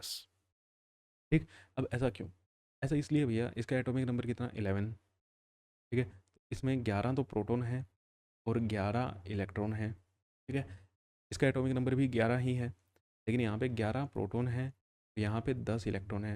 अब आप यार ये देख लो, खुद समझदार हो भाई। ठीक है, ऐसे ऐसे बनाओ, तो यहाँ पे 11 प्रोटॉन बैठे हुए हैं। ठीक है, बीच में कौन बैठा है, 11 प्रोटॉन बैठे हुए हैं, है ना। अब इन 11 प्रोटॉन का काम है कि 11 इलेक्ट्रॉन को खींचना। अगर आप Na+ में देखो, तो Na में देखो तो यहाँ पे 11 इलेक्ट्रॉन होंगे, 11 इलेक्ट्रॉन 11 प्रोटॉन को खींच रहे हैं। और Na+ में देखोगे तो ये इलेक्ट्रॉन कितने हो गए, 10 हो गए। अब 11 प्रोटॉन को सिर्फ 10 इलेक्ट्रॉन को खींचना है यार, किस में ज़्यादा फोर्सेज ऑफ अट्रैक्शन होंगे, यहाँ पे जो फोर्सेज ऑफ अट्रैक्शन होंगे, ठीक है, FOA में क्या लिख रहा हूँ, फोर्सेज ऑफ अट्रैक्शन, वो यहाँ पे बढ़ जाएंगे। वैसी बात है, यहाँ पे फोर्सेज ऑफ अट्रैक्शन क्या हो जाएंगे, बढ़ जाएंगे ना, क्योंकि 11 प्रोटॉन को सिर्फ और सिर्फ 10 इलेक्ट्रॉन को खींचना है ना। तो 11 प्रोटॉन जब 10 इलेक्ट्रॉन को खींचेंगे, फोर्सेज ऑफ अट्रैक्शन बढ़ जाएंगे, और जैसे ही फोर्सेज ऑफ अट्रैक्शन बढ़ेंगे, साइज क्या हो जाएगा, कम हो जाएगा, क्योंकि शेल क्या आ जाएगी, पास में आ जाएगी, शेल क्या आ जाएगी, पास में आ जाएगी। ठीक है, तो मतलब आप ये कह सकते हो कि जो न्यूक्लियर चार्ज है, इफेक्टिव न्यूक्लियर चार्ज, वो बढ़ जाता है। फोर्सेज ऑफ अट्रैक्शन बढ़ने का मतलब क्या है, इफेक्टिव न्यूक्लियर चार्ज बढ़ गया यहाँ पे। ठीक है, तो हम यहाँ पे रीज़न क्या लिख सकते हैं, with loss of electron effective nuclear charge increases, effective nuclear charge increases and size decreases। जो मैंने अभी आपको समझाया, 11 इलेक्ट्रॉन 11 प्रोटॉन, 11 प्रोटॉन 10 इलेक्ट्रॉन, ये कहानी थी आपको समझने के लिए। लिख के जो आना है वो मैंने यहाँ पे लिख दिया है, कि जैसे ही Na से Na+ बनेगा, इलेक्ट्रॉन का लॉस होगा, इलेक्ट्रॉन का लॉस होगा, तो हमारा क्या रहेगा, इफेक्टिव न्यूक्लियर चार्ज हमारा बढ़ जाएगा। इफेक्टिव न्यूक्लियर चार्ज जैसे ही बढ़ेगा तो क्या होगा भाई, गुड, हमारा साइज़ कम हो जाएगा, क्योंकि शेल पास पास आ गई, न्यूक्लियस ज़्यादा स्ट्रांगली फोर्स लगा के शेल को अपने पास खींच रहा है। ठीक, दूसरी बात क्या बोली जाती है, कि एनायन का जो साइज होता है, size of anion is always bigger than, always bigger than it's parent atom.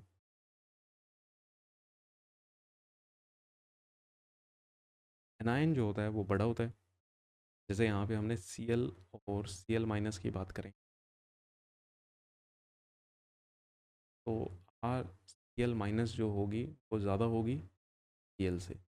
ऐसा क्यों, सारा प्रोटॉन, सारा इलेक्ट्रॉन, सारा प्रोटॉन, 18 इलेक्ट्रॉन, अरे बाप रे बाप, अरे अब तो सारे इलेक्ट्रॉन को, 18 इलेक्ट्रॉन को खींच रहे हैं, है ना। फोर्सेज ऑफ अट्रैक्शन क्या हो जाएगी, कम हो जाएगी, सिग्मा बढ़ जाएगा यहाँ पे तो, हाँ, रिपल्शन बढ़ जाएगी भैया। पहले तो 17 ही इलेक्ट्रॉन थे, अब 18 इलेक्ट्रॉन हो गए, अब कितने हो गए, 18 इलेक्ट्रॉन हो गए।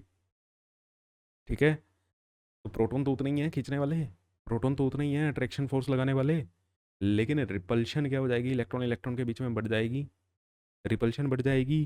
तो आप ये कह सकते हो यहाँ पे इफेक्टिव न्यूक्लियर चार्ज क्या हो जाएगा, कम हो जाएगा। और इफेक्टिव न्यूक्लियर चार्ज कम हो जाएगा तो साइज बढ़ जाएगा। ठीक है। तो यहाँ पे हम क्या लिखेंगे लिख के आने के लिए, with gain of electron Z star decreases, therefore size increases. देखो भैया, अट्रैक्शन जितना कम होगा शेल उतनी दूर रहेगी, अट्रैक्शन जितना कम होगा शेल उतनी ही क्या रहेगी, दूर रहेगी। ठीक है। उतनी ही अगर दूर रहेगी तो भैया साइज बढ़ेगा, उतनी ही अगर दूर रहेगी साइज क्या होगा, बढ़ेगा। ठीक है। अब इसमें ना बहुत बढ़िया बढ़िया क्वेश्चन आते हैं, स्पेशली मतलब आइसो इलेक्ट्रॉनिक वाले क्वेश्चंस तो इसमें बहुत बढ़िया बढ़िया पूछे जाते हैं। जैसे अगर हम बात करें Al3+ K2+ और Na+, अगर इसमें रेडियस का हमें ऑर्डर लगाना है, किसकी रेडियस बड़ी होगी किसकी रेडियस कम होगी, तो यहाँ पे आप देखोगे तो 13 प्रोटॉन 10 इलेक्ट्रॉन, यहाँ पे 12 प्रोटॉन 10 इलेक्ट्रॉन, यहाँ पे 11 प्रोटॉन 10 इलेक्ट्रॉन।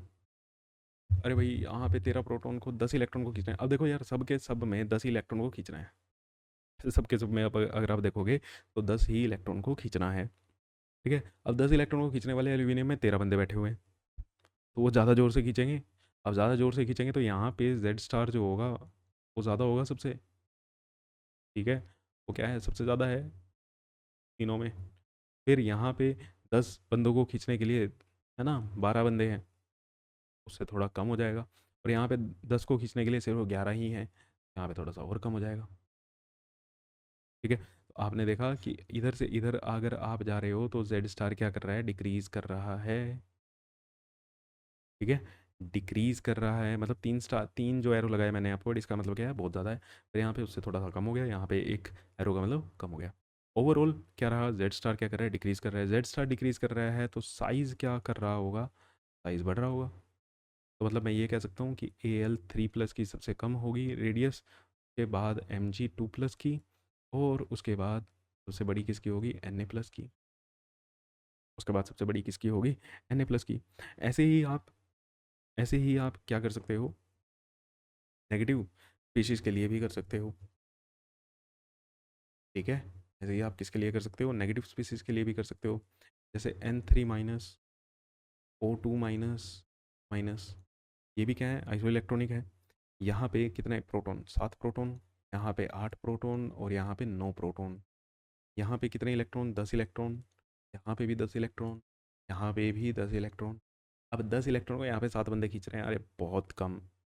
ठीक है। 7 बंदे खींच रहे हैं, यहाँ पे रिपल्शन क्या होगा, सबसे ज़्यादा होगा। यहाँ पे रिपल्शन क्या होगा, सबसे ज़्यादा होगा। ठीक है। तो समझ गए ना, अब तो आप कर सकते हो। N3- की सबसे बड़ी होगी, फिर O2-, एंड देन F-, ये ऑर्डर आपका लग जाएगा। अगर मैं आपको डायरेक्ट बताऊँ, अगर आइसो इलेक्ट्रॉनिक है, पॉजिटिव चार्ज है, तो जितना पॉजिटिव चार्ज बढ़ेगा साइज़ कम होता जाएगा। चलो ये आपके लिए नोट लिख देते हैं। या वैसे तो लिखना नहीं चाहिए क्योंकि डिकोड आपको करना आना चाहिए इन्फॉर्मेशन। और आइसो इलेक्ट्रॉनिक, और आइसोट्रॉनिक स्पीशीज़, आइसो इलेक्ट्रॉनिक क्या होते हैं, जो जिनके पास इलेक्ट्रॉन क्या होते हैं, सेम होते हैं। अब आइसो इलेक्ट्रॉन में अगर पॉजिटिव चार्ज है, पॉजिटिवली चार्ज हैं, और अगर ये नेगेटिवली चार्ज हैं, तो भैया अगर नेगेटिव चार्ज बढ़ रहा है, नेगेटिव चार्ज बढ़ेगा तो साइज बढ़ेगा। अगर पॉजिटिव चार्ज बढ़ेगा, पॉजिटिव चार्ज अगर बढ़ेगा तो साइज क्या होएगा, कम होएगा। लिखा है यहाँ पे कुछ, इसको ध्यान, आइसो इलेक्ट्रॉनिक स्पीशीज। ठीक है। ये सिर्फ और सिर्फ हमने किसकी बात की है, आइसो इलेक्ट्रॉनिक स्पीसीज़ की हमने बात की है। तो यहाँ पे बहुत बहुत बहुत क्वेश्चन आते हैं भाई, बहुत क्वेश्चन आते हैं इस चीज़ पे। ठीक है, नेक्स्ट क्लास में मैं ले भी आऊँगा 2020 के, 21 के, ठीक है, 24 के बहुत क्वेश्चन पड़े हुए हैं। आइसो इलेक्ट्रॉनिक एक किस्म से ये लगा लो यहाँ का फेवरेट सा टॉपिक है। ठीक, अब नेक्स्ट नेक्स्ट हम बात करते हैं factor affecting atomic radius.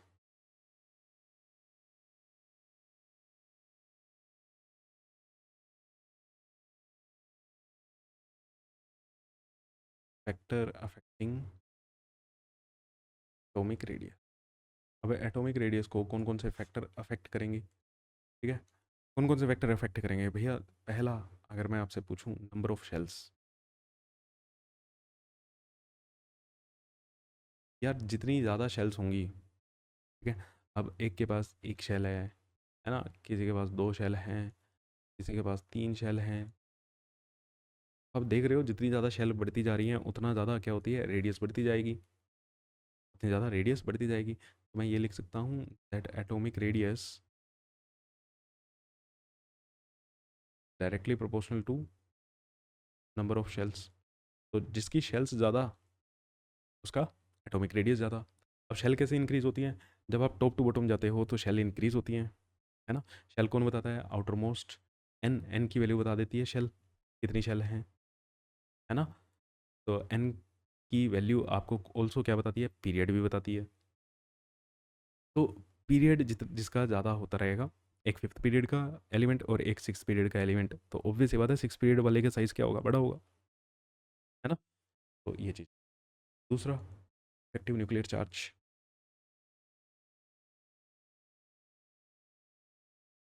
Effective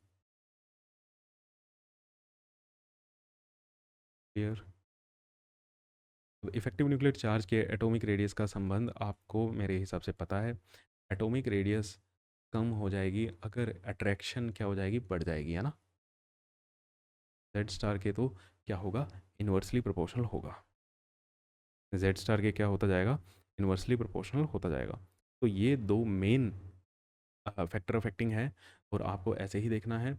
atomic radius directly proportional होती है शेल के, और इन्वर्सली प्रोपोर्शनल होती है रेडियस के। डायरेक्टली प्रोपोर्शनल शेल के और इन्वर्सली प्रोपोर्शनल किसके होती है, रेडियस के। क्लियर है, ठीक है, चलो बहुत बढ़िया। अब अगर हम इसका वेरिएशन देखें, ठीक है, कि पीरियड में और ग्रुप में कैसे मूव करती है, और फिर अच्छा एक और बात याद रखना, कि हो सकता है अगर आप किसी और टीचर से पढ़े हुए हो तो यहाँ पे उन्होंने दो तीन और बताए हों, ठीक है, फैक्टर अफेक्टिंग, लेकिन आपका यहाँ से और जो दूसरा है, ठीक है, एक और बताया होगा परसेंटेज ऑफ फाइनिक करेक्टर, उसके बारे में अभी मैं बात नहीं कर रहा क्योंकि अभी वो आपको पता भी नहीं है, ठीक है। तो अब हम बात करते हैं variation in a period and in a group. Variation of radius in a period.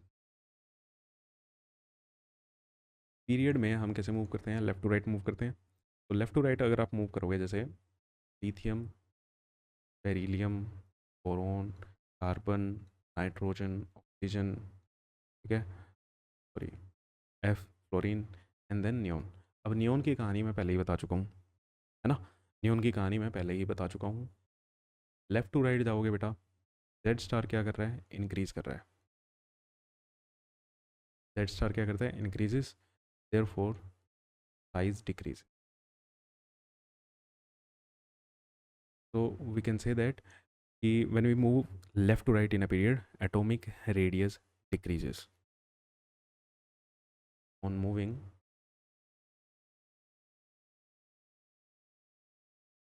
left to right in a period, on moving left to right in a period, atomic radius decreases.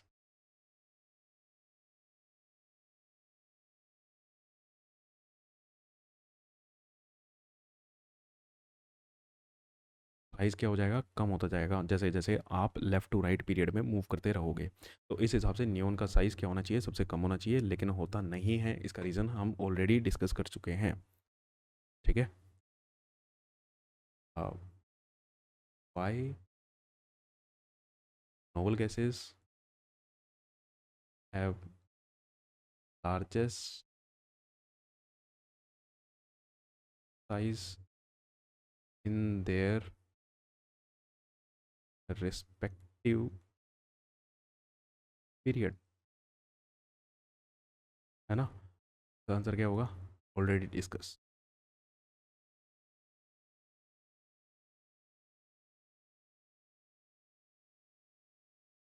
तो ये चीज़ हमने पहले ही discuss कर ली। लेकिन अब यहाँ पे left to right जब हम जा रहे हैं, है ना, एटॉमिक साइज़ क्या हो रहा है, डिक्रीज़ हो रहा है। एटॉमिक साइज़ क्या हो रहा है, डिक्रीज़ हो रहा है। तो एक सीरीज़ है हमारे पास 3D series. Sir 3D series क्या होती है, क्या 3D सीरीज़ मतलब जिसमें लास्ट इलेक्ट्रॉन हमारा 3D में एंटर कर रहा है। लास्ट इलेक्ट्रॉन जब हमारा 3D में एंटर कर रहा है, तो ये जो सीरीज़ है ना, देखो ये जो सीरीज़ है फोर्थ पीरियड की, यहाँ पे इनमें अगर आप देखोगे, ये डी ब्लॉक के एलिमेंट्स हैं। यहाँ पे इस सीरीज़ में इसे हम बोलते हैं 3D सीरीज़। ये हमारी 4D series, 5D series, 6D series. ठीक है। तो मैं लिख देता हूँ, ये 3D है, ये 4D है, ये 5D है, ये 6D है। ठीक है जी। तो ये इसमें 3D में लास्ट इलेक्ट्रॉन जाता है, तो इसे हम क्या बोलते हैं, 3D सीरीज़ बोलते हैं। ओके, देख ली। अब आ जाते हैं हम, कहाँ पे थे, 3D सीरीज़। चलो जी, 3D सीरीज़ की अगर हम बात करें,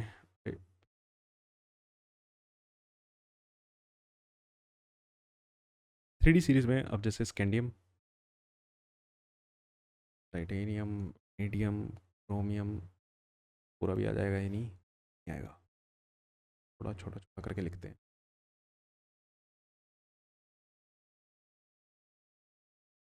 आयरन, बाल्ट, निकल, कॉपर ना। और फिर अब अगर तुम इनमें देखोगे,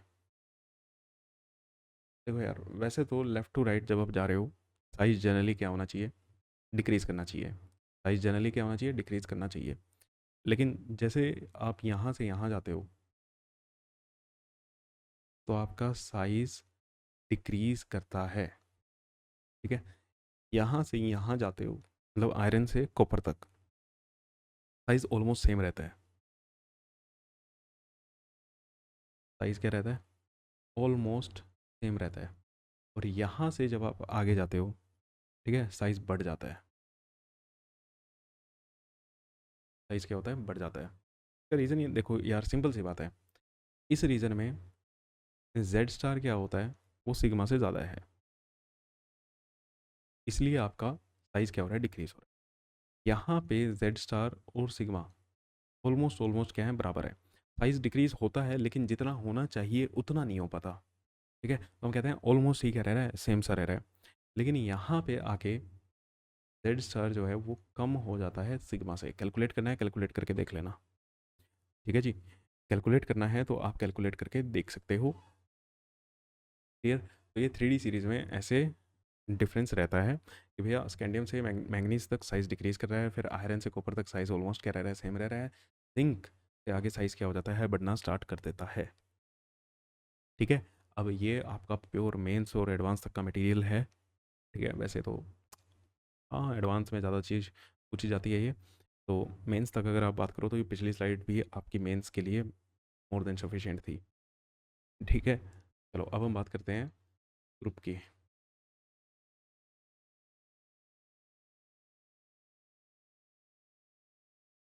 वेरिएशन ऑफ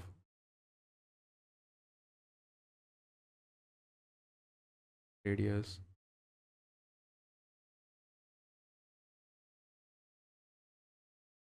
अगर हम ग्रुप की बात करें, ग्रुप में तो यार सिंपल है, जैसे lithium, sodium, potassium, rubidium, caesium, francium लिखना है, लिख लेना। कि वो रेडियो एक्टिव होता है, इतना ज़्यादा हम लिखते नहीं। टॉप टू बॉटम जाओगे, ठीक, टॉप टू बॉटम जाओगे, number of shells, number of shells increase करेंगे। नंबर ऑफ शेल्स अगर इंक्रीज कर रहे हैं तो वो डायरेक्टली प्रोपोर्शनल होता है एटॉमिक रेडियस के। तो आपकी एटॉमिक रेडियस क्या हो रही है, बढ़ रही है, या आप बोलो एटॉमिक साइज क्या हो रहा है आपका, बढ़ रहा है। ठीक है, तो सेव करने का टाइम हो रहे हैं ना, मतलब जितने हो रहे हैं अब कर रहा हूँ। वैसे भी आज का लेक्चर भी लंबा चला गया है, तो लगभग लगभग हमें 1 घंटा 25 मिनट के आसपास होने वाले हैं। तो अदरवाइज़ आपको ज़्यादा दिक्कत हो जाएगी, ये नोट्स बनाने में बहुत सारी स्लाइड्स हो जाएंगी ये भाई, हाँ, 30-35 स्लाइड हो जाएंगी। तो टॉप टू बॉटम जाओगे, नंबर ऑफ शेल्स बढ़ेंगे, नंबर ऑफ शेल्स बढ़ेंगे तो आपका एटॉमिक रेडियस क्या हो जाएगा, बढ़ जाएगा। ठीक है, आपका एटॉमिक रेडियस क्या हो जाएगा, बढ़ जाएगा। Very good sir. तो सर जब हम ग्रुप 13 की बात करते हैं, ग्रुप 13 मतलब बोरोन फैमिली, ग्रुप 13 कौन सा है, बोरोन फैमिली की जब हम बात करें तो बोरोन फैमिली में कौन कौन आएगा, बोरोन, एल्यूमिनियम, ठीक है, गैलियम, इंडियम, थैलियम, ये सब जाओगे। तो ऑर्डर तो ये होना चाहिए यार कि बोरोन का सबसे छोटा, फिर उससे एल्यूमिनियम, फिर गैलियम, फिर इंडियम, है ना, फिर आपका आ जाएगा थैलियम। तो ये देखो, हम बात कर रहे हैं ग्रुप 13 की, ठीक है, इस वाले ग्रुप की, boron, aluminium, gallium, indium, thallium. Just क्या है, डी ब्लॉक के बाद है, जस्ट क्या है, ये डी ब्लॉक के बाद है, तो डी ब्लॉक का इफेक्ट पड़ता है इस पर। ठीक है, ये आप कह सकते हो। ऑर्डर ये होना चाहिए था लेकिन ऑर्डर ये है नहीं है। ऑर्डर में दिक्कत क्या है, ऑर्डर में दिक्कत क्या है जी, दिक्कत क्या है कि एल्यूमिनियम का साइज़ गैलियम से ज़्यादा, गैलियम से कम होना चाहिए, गैलियम का साइज़ क्या होना चाहिए, बड़ा होना चाहिए। अब गैलियम का साइज़ बड़ा होना चाहिए लेकिन है नहीं, ठीक है, गैलियम का साइज़ बड़ा होना चाहिए लेकिन सर है नहीं है, ऐसा क्यों। ऑर्डर हमारे पास ये है,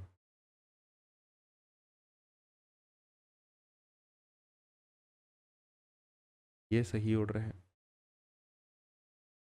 अब ऐसा इसलिए हो रहा है, ठीक है, ऐसा किस लिए हो रहा है, जब यहाँ से यहाँ जा रहे हैं साइज़ बढ़ना चाहिए, साइज़ बढ़ क्यों नहीं रहा। ठीक, तो देखो, इलेक्ट्रॉनिक कन्फिग्रेशन की अगर हम बात करें, एल्यूमिनियम के लिए लास्ट जो जाएगा वो 3s2 3p1 में जाएगा, ठीक है, यहाँ पे 4s2 और 4p1 में जाएगा, 4s2 4p1 में जाएगा। लेकिन जब यहाँ पे 4s2 4p1 में जाएगा तो उससे पहले 4s2 से पहले बेटा 3d को फिल किया जाएगा, ठीक है, 4s2 से पहले यहाँ पे कौन फिल होगा, 3d फिल होगा। वो केस एल्यूमिनियम में नहीं आएगा, एल्यूमिनियम में 3d फिल नहीं होगी, ठीक है ना, एल्यूमिनियम में 3d फिल नहीं होगी क्योंकि 3d की जो एनर्जी है वो 4s से क्या है, कम है। ठीक, और हमने ये पढ़ा हुआ है एस, टी, टी और एफ में सबसे ज़्यादा शील्डिंग इफेक्ट क्या होता है, एस का होता है, और डी का शील्डिंग इफेक्ट क्या होता है, कम होता है।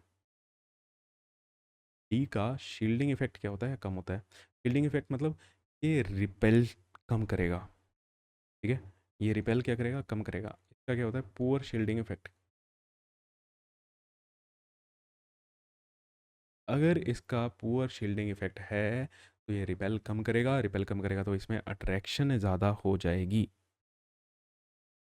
ठीक है, इसमें क्या हो जाएगी, अट्रैक्शन ज़्यादा हो जाएगी। यहाँ पे जेड स्टार क्या होगा बेटा, इंक्रीज कर जाएगा, और जेड स्टार इंक्रीज करेगा तो वैसे ही साइज़ क्या हो जाएगा, डिक्रीज, साइज़ क्या हो जाएगा, डिक्रीज कर जाएगा। बट ऐसे ही आप ये भी कह सकते हो सर इंडियम और थैलियम में भी फिर होना चाहिए, क्योंकि इंडियम और थैलियम में आप बात करोगे तो यहाँ पे 5s2 आएगा, यहाँ पे 6s2 आएगा, और 5s2 से पहले यहाँ पे 4d फिल करेंगे, और यहाँ पे तो 4f फिल करेंगे, और f का तो वैसे ही बहुत वीक होता है, f का तो वैसे ही बहुत वीक होता है, बिल्कुल होता है, ठीक है, यहाँ पे भी वो पुअर शील्डिंग इफेक्ट वाला चीज़ काम करेगी। लेकिन जैसे जैसे आप नीचे जा रहे हो शेल भी इंक्रीज कर रहा है, तो मतलब शेल के हिसाब से, मतलब ये मान लो कि यार शेल के हिसाब से अगर ऊपर से नीचे जाने में 100 सेंटीमीटर का चेंज आना चाहिए था, वो अब 100 का नहीं आ रहा, वो आ रहा होगा 10 का आ रहा होगा। ठीक है, ऐसा हो रहा है। इंडियम और थैलियम में इतना ज़्यादा इफेक्ट नहीं आता कि थैलियम ऊपर चला जाए। ठीक है, थैलियम का साइज़ क्या हो जाए, कम हो जाए इंडियम से भी। क्लियर। और इंडियम का एल्यूमिनियम से भी क्या हो जाए, कम हो जाए। इतना ज़्यादा इफेक्ट नहीं आता। ठीक है। ऑब्वियसली साइज़ जितना बढ़ना चाहिए उतना बढ़ेगा नहीं। इनके पुअर शील्डिंग इफेक्ट के कारण, इनके पुअर शील्डिंग इफेक्ट के कारण साइज़ जितना, मैं कह रहा हूँ साइज़ 100 सेंटीमीटर अगर बढ़ना चाहिए था तो 100 सेंटीमीटर नहीं बढ़ेगा, वो सिर्फ 10 सेंटीमीटर ही बढ़ रहा है। ठीक है, लेकिन बढ़ रहा है। ये नहीं हुआ कि ऑर्डर रिवर्स हो गया। ठीक है, ऐसा नहीं हुआ कि आपका ऑर्डर ही रिवर्स हो गया। ठीक, क्लियर है। तो इस चीज़ का ध्यान रखना। ठीक है। तो ये आपके लिए ग्रुप 13, ये इसमें बहुत इंपॉर्टेंट चीज़ है, बार बार आपसे ये रीज़न पूछे जाते हैं, और करेक्ट ऑर्डर जो है वो आपके सामने लिखा हुआ है। तो यहाँ पे हम हमारा एटॉमिक रेडियस वाला जो कॉन्सेप्ट है वो ख़त्म हो गया है बेटा। ठीक है, एटॉमिक रेडियस हमने ख़त्म कर लिया है। अगले लेक्चर में हम वो और कवर कर लेंगे, और 2 लेक्चर के बाद आपका ये चैप्टर पूरी तरह से ख़त्म हो जाएगा। मिलते हैं आपसे नेक्स्ट क्लास में, तब तक के लिए थैंक यू सो मच। ज़्यादा से ज़्यादा इसको शेयर कर दो। मिलते हैं आपसे नेक्स्ट क्लास में, थैंक यू।